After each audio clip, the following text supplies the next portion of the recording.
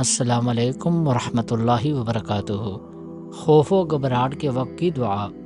حضرت ابو سعید خدری رضی اللہ عنہ بیان کرتے ہیں کہ غزوہ خندق کے دن ہم نے عرض کیا، یا رسول اللہ صلی اللہ علیہ وآلہ وسلم، کیا کوئی ایسی چیز ہے جو ہم پڑھیں کیونکہ دل تو حلق تک پہنچ چکے ہیں؟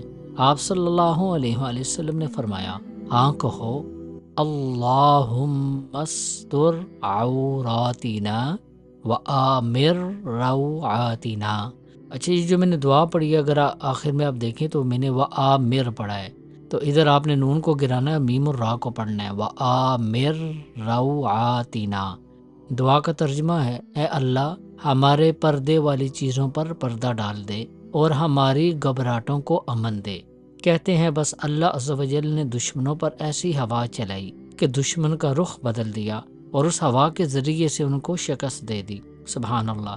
ہم یہ دعا خود بھی پڑھیں اور فلسطین والوں کے لیے بھی اس نیت سے پڑھیں کہ اللہ ان سب کو عافیت عطا فرمائے اور ہم سب کو بھی عافیت سے رکھے، آمین۔